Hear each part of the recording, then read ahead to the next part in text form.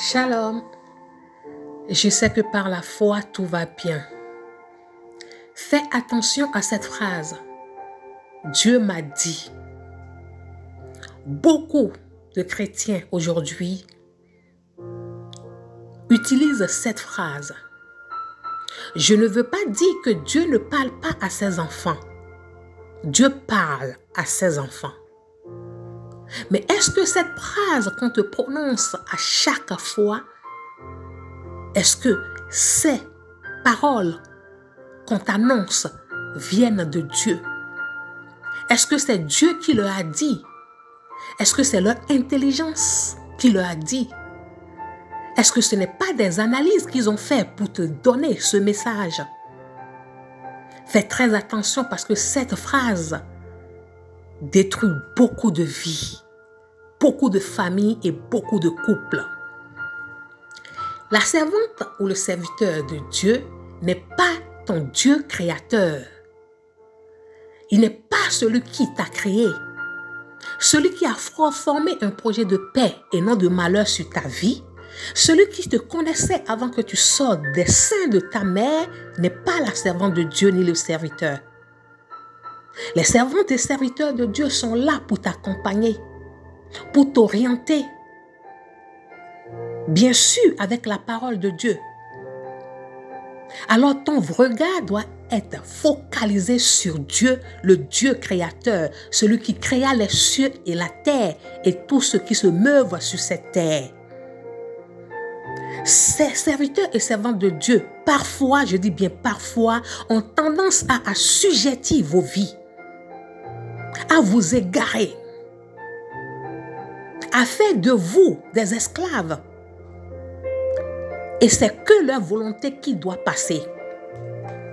Ils analysent ce qui est avantageux pour vous et ils sèment des graines qui peuvent détruire vos vies.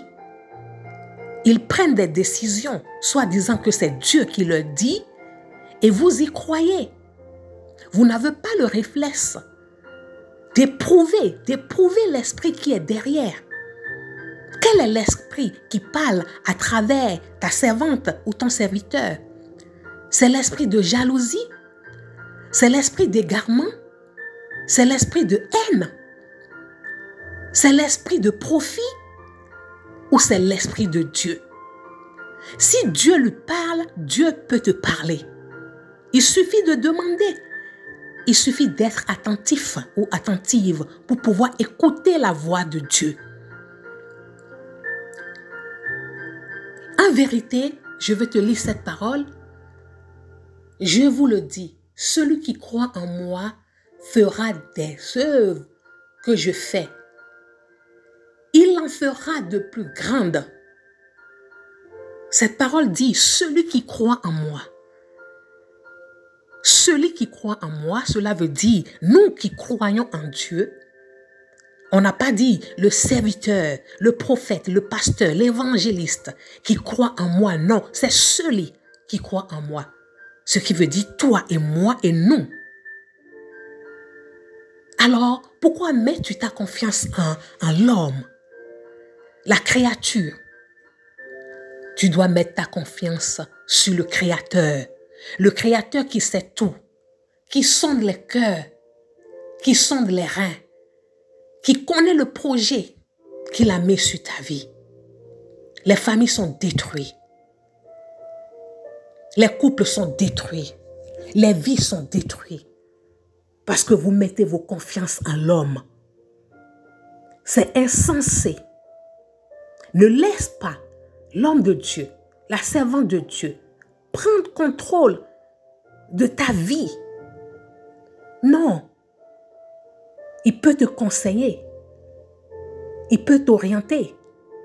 Mais toi, tu dois toujours avoir ce réflexe d'aller demander à Dieu ce qu'il en pense. Tu ne dois pas foncer tête bas. Non.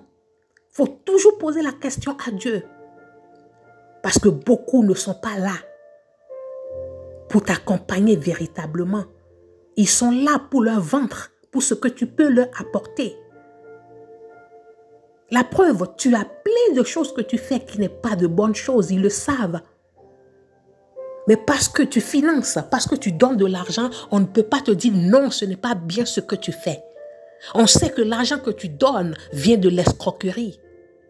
Mais on ne peut pas te dire non, ce que tu fais, ce n'est pas bien. Parce qu'ils ne sont pas là pour ton salut. Je ne dis pas que tout le monde est comme ça. Attention. Attention sur cela. Mais beaucoup aujourd'hui, leur but, c'est leur ventre.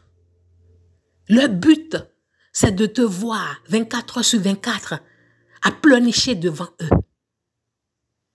Nous devons être vigilants.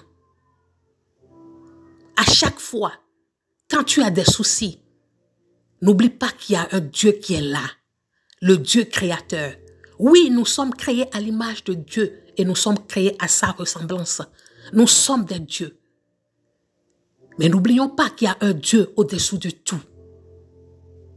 Le Dieu créateur qui n'a pas de projet de malheur sur ta vie. Il a un projet de paix, un projet de bonheur, un projet de réussite, un projet de joie. Mais parce que tu n'arrives pas à lire les promesses, tu te laisses manipuler. Le Dieu que nous servons est le Dieu de la famille, le Dieu d'amour, le Dieu qui n'aime pas le désordre. Tu es marié depuis des années, vous avez des enfants. Mais parce que l'attitude que tu as en tant que femme, l'attitude que tu as en tant qu'homme, à négliger ta famille et se focaliser dans ton assemblée. Tes enfants n'ont pas à manger. Vous vivez dans des difficultés financières, mais tu prends le peu que vous gagnez et tu vas les donner en laissant tes enfants affamés. Est-ce que c'est ce que Dieu nous demande? Et on te promet que si tu donnes tout, si tu donnes ton loyer, si tu donnes ceci, que tu seras béni. Non, les choses ne se passent pas de cette manière-là. Si tu donnes dans l'espoir d'être béni, c'est que tu es en train de marchander avec Dieu. Non, tu attends quelque chose en retour. Normalement, tu donnes parce que tu veux que l'œuvre de Dieu grandisse. Tu ne donnes pas pour qu'il te donne quelque chose en retour. Tu ne donnes pas intérêt. Et l'on te promet cela. Et tu ne réfléchis pas. Tu vas prendre tout ton salaire et tu vas aller donner. Et depuis que tu l'as donné, dis-moi les récompenses que tu as. Parce que l'idée qui est derrière pour que tu puisses donner n'est pas une bonne idée. Tu veux voir la maison de Dieu réussir, grandir. Fais-le par amour, fais-le sans attendre rien en retour. Fais-le parce que tu juges nécessaire de le faire. C'est l'idée qui est derrière qui est le plus important. Et nous voyons ces discours. Et vous adhérez à ces discours. On voit des personnes à qui on dit ton mari n'est pas ton mari, ta femme n'est pas ta femme. Parce qu'il y a des choses qui se passent dans la famille. Il y a peut-être des disputes. Peut-être que tu passes toute ta journée du matin jusqu'au soir à l'église et tu oublies les enfants, tu oublies le mari, tu oublies ce que tu dois faire. Et parce que tu as raconté à ton pasteur, à la servante de Dieu, on te dit que ce mari-là n'est pas fait pour toi. Alors que tu es dans des fautes, tu fais des choses qui ne sont pas bonnes. Faisons attention. Faisons attention à qui nous suivons. Faisons attention à ce que nous faisons. Et focalisons-nous sur Dieu. Beaucoup manquent cruellement de sagesse. Beaucoup détruisent les familles par des révélations qui n'ont ni tête ni queue. Des révélations du diable. Un homme de Dieu doit être sage. Le sorcier d'alors peut être la fervente serviteur ou servante de Dieu d'aujourd'hui. On te dit que ton père est sorcier, ta mère est sorcière. Sur quelle base? uniquement pour détruire la famille, pour disloquer la famille. Et tu y crois fermement parce que cette graine a été plantée et tu l'as arrosée. Et quand ça a commencé à pousser, ça a disloqué ta famille. Et avec le temps, tu finis par comprendre qu'on t'a trompé. Tu trouves un emploi qui paye bien. Pas la jalousie. On te dit, Dieu m'a dit que ce boulot n'est pas pour toi. Je te parle parce que j'entends tellement de choses qui m'attristent. Et tu laisses le boulot parce que l'homme de Dieu a dit. Mais qu'en es-tu de Dieu? Est-ce que tu as demandé à Dieu si telle est sa volonté? On te dit, viens, je vais prier pour toi, mais il faut que tu donnes de l'argent. Depuis quand on donne de l'argent pour prier à un homme, à son frère ou à sa sœur? Nous avons reçu gratuitement, nous devons donner gratuitement ce don-là, le don de guérison. Cela ne peut t'empêcher, si tu as le désir, d'offrir pour la maison de Dieu, d'aider pour que la maison de Dieu, les choses puissent avancer. Mais on ne doit pas te poser une condition pour prier pour toi. Et vous aimez ces choses. Réveillez-vous. Réveillez-vous. Dieu te bénit quand tu mènes une action. Mais il ne te bénit pas quand tu passes 24 heures dans une église.